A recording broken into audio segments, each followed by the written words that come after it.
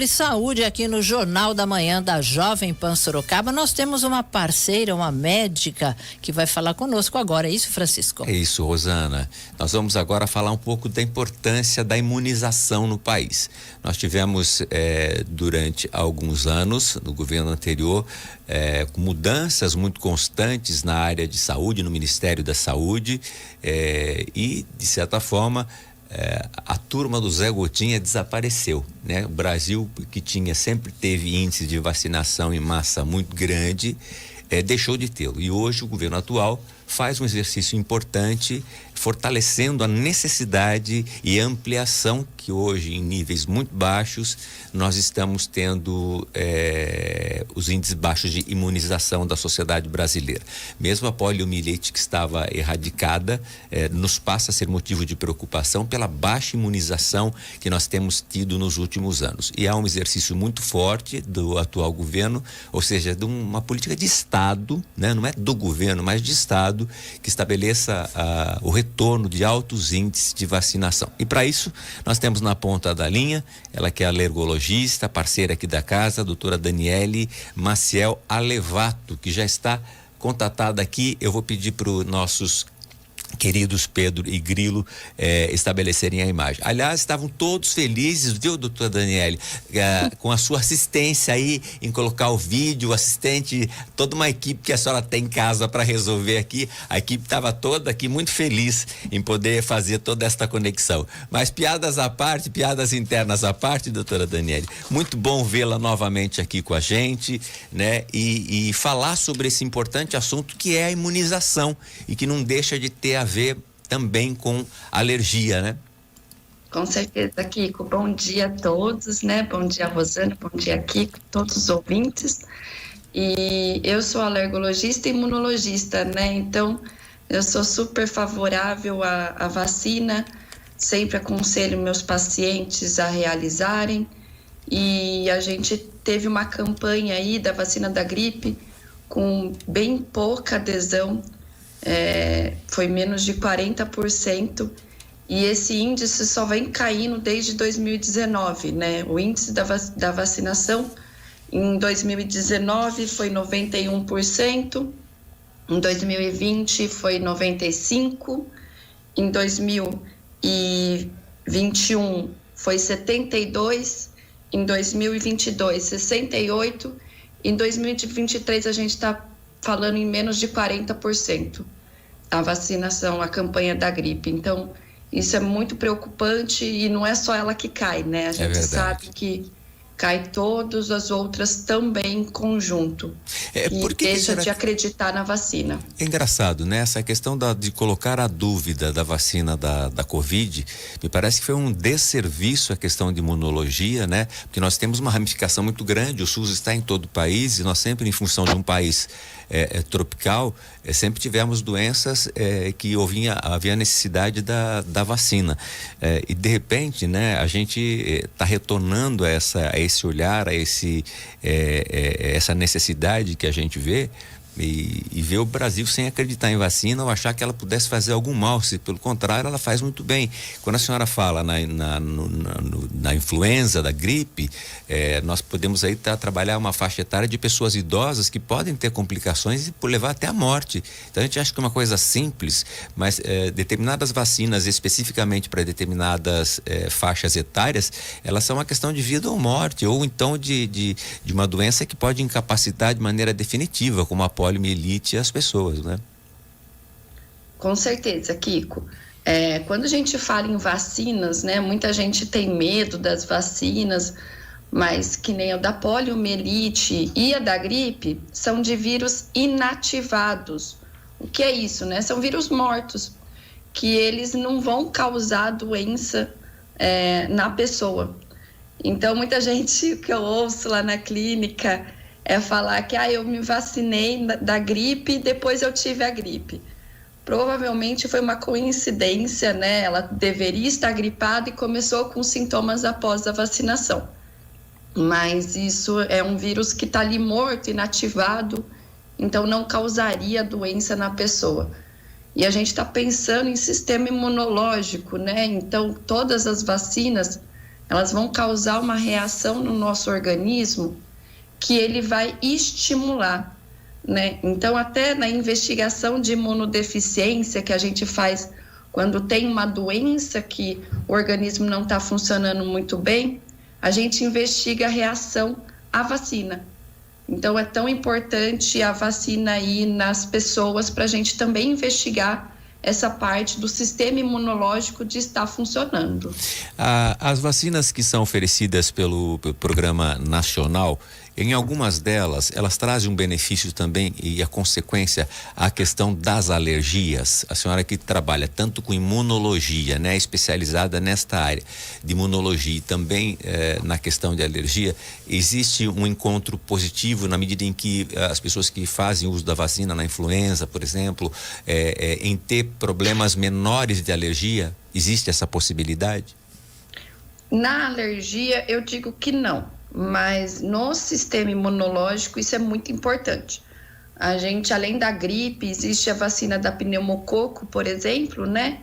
Que ela faz um sistema, né, imunológico na gente, faz uma resposta do nosso organismo para 10 tipos de bactérias. Então, a gente está falando de muitas infecções que está se prevenindo.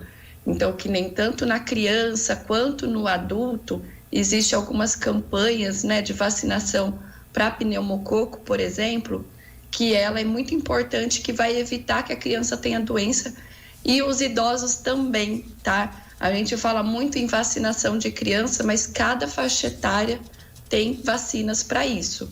Então, tanto na faixa etária de crianças, quanto no adolescente, quanto também nos idosos. Todos eles têm as suas campanhas de vacinação e é sempre importante estar em dia, né?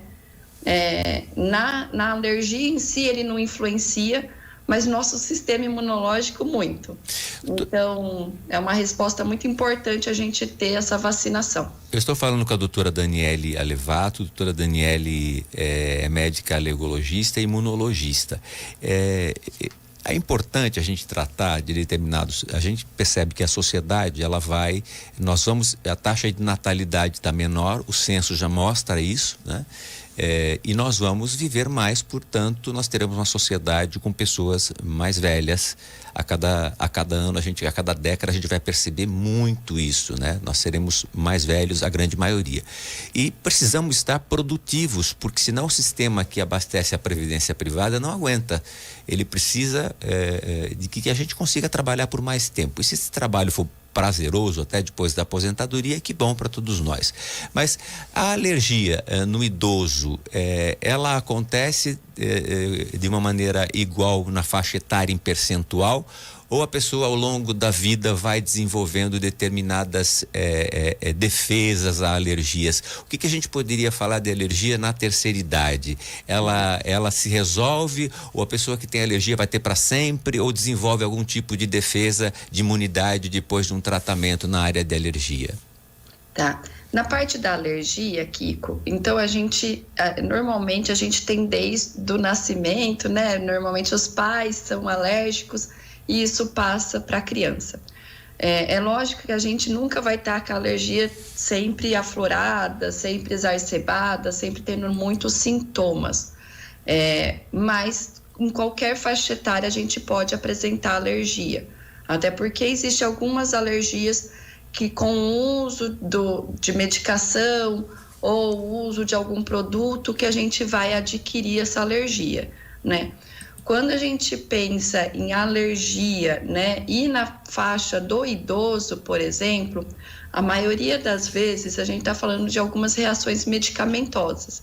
Teve recentemente a esposa, acho que do Frank Aguiar, se eu não me engano, ela teve uma reação grave ao medicamento que foi chamado de Stevie Johnson, né? Essa reação de Stevie Johnson, ela é uma reação do sistema imunológico complexa que pode formar descamação na pele. Ela é rara, ainda bem, mas em quem tem a alergia, né, ou cria a alergia utilizando o medicamento, pode ocorrer. essas reações mais graves a medicamento normalmente são numa faixa etária maior. Tá? Agora, por que as pessoas eventualmente nunca teve alergia a comer camarão, por exemplo, né? E de repente ela come um dia e aquilo aflora, mas ela nunca teve anteriormente, ao longo da vida, ela teve já com mais idade. Isso tudo é possível, como a senhora está falando? Sim, também. A alergia alimentar, a gente normalmente cria, né, com o passar do tempo. Então, a gente está comendo as coisas e começa a sentir alguma sensação diferente quando come algum alimento. O exemplo foi o camarão.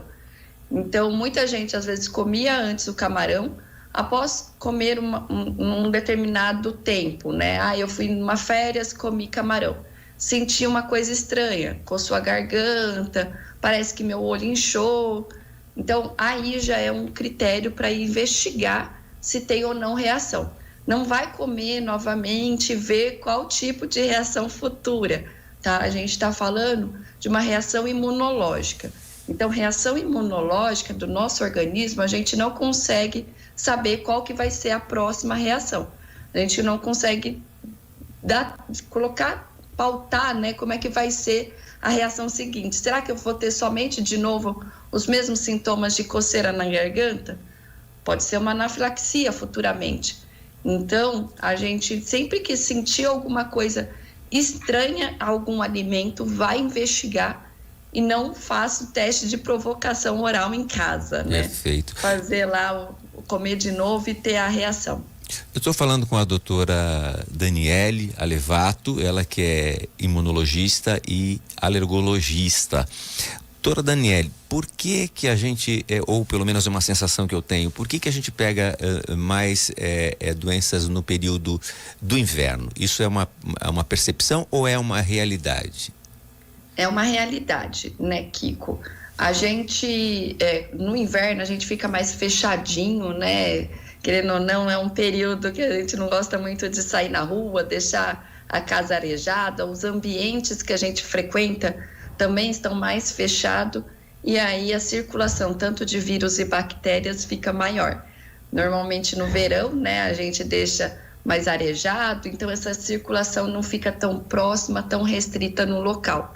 Então a gente vê que as crianças ficam mais gripadas nas escolinhas, que é uma recorrência maior, até porque o meio fica mais fechadinho, menos arejado, fazendo com que a gente tenha essas gripes com mais recorrência ou pegue também uma infecção bacteriana, que são mais graves nessa época. Por isso que é feita a campanha, né? As campanhas da gripe são feitas lá em abril, antes de chegar realmente o inverno, que a gente fica tão fechadinho.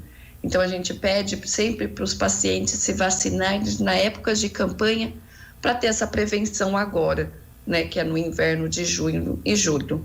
O negócio é se vacinar e se precaver de todas essas possibilidades. Se tiver um pouco de sol, o sol ajuda, né, a combater determinadas doenças. Trabalha com imunidade também, doutora Daniele? Sim, ou aquele solzinho da manhã que a gente tanto estimula, né? É sempre importante porque faz o aumento da nossa vitamina D, o que também ajuda, ele é um coadjuvante, é um ajudante ali da nossa imunidade. Então, é importante sempre a gente tomar sol, lógico, em horários que são habituados a ter lá pelas 10 horas da manhã. Não passe das 11, não fica até meio-dia ou 1h da tarde, porque daí são sols que são um pouco mais fortes e pode daí, em vez de causar benefício, trazer malefício ao humano.